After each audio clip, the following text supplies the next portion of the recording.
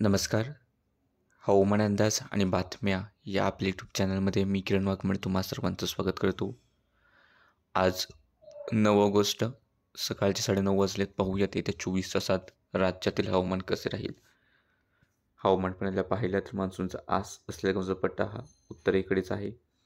कमी दाबाच्या पट्ट्यासारखी एक स्थिती राज्यात पाहायला मिळते. विदर्भापासून दक्षिण मराठवाड्याच्या आसपास होऊन दक्षिण मध्य महाराष्ट्राहून कर्नाटकपर्यंत, केरळपर्यंत विस्तारली आणि यामुळे राज्यात काही प्रमाणात गडगडाट आणि पावसाच्या सरीसुद्धा पाहायला मिळत आहेत.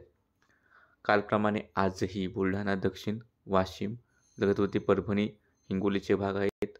यवतमाळ, अकोल्याचे दक्षिण भाग आणि अमरावतीचे दक्षिण भाग या ठिकाणी मेघगर्जनेसह पावसाचे ढग विकसित झालेले आहेत. मध्यम ते जोरदार सरी त्या ठिकाणी आहेत. यासोबतच जळगावच्या एक दुसऱ्या तालुक्यामध्ये मुक्ताईनगरच्या आसपास पावसाचा ढग आहे. बुलढाण्याच्या उत्तर भागात सुद्धा थोडाफार एक पावसाचा ढग दिसतोय. रत्नागिरी, सिंधुदुर्ग किनारपट्टीला असा पावसाचे ढग आहेत. बाकी इतर ठिकाणी ढगाळ हवामान असलं तरी विशेष पाऊस इतर भागांमध्ये दिसत नाही.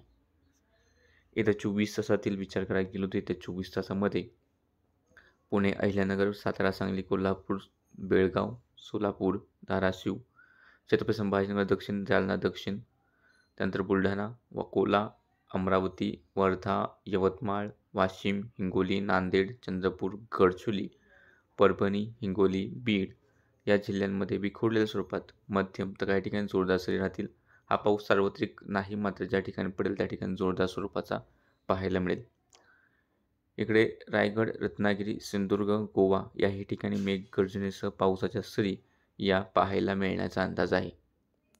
तर मुंबई, ठाणे, पालघर, नाशिक, धुळे, नंदुरबार, जळगाव, नागपूर, भंडारा, गोंदिया, बुलढाणा, अकोला, अमरावतीचे उत्तर भाग या ठिकाणी स्थानिक ढग निर्मिती झाली तर थोडाफार गडगडाट किंवा पाऊस होऊ शकतो आणि स्थानिक ढग निर्मिती जर झाली नाही तर मोठ्या पावसाचा अंदाज या ठिकाणी किंवा इकडे छत्रपती संभाजीनगर, अहिल्यानगरचे उत्तर भाग, पुणे, साताराचे राहिलेले भाग या ठिकाणी स्थानिक ढग निर्मिती झाली नाही तर विशेष मोठ्या पावसाचा अंदाज दिसत नाही.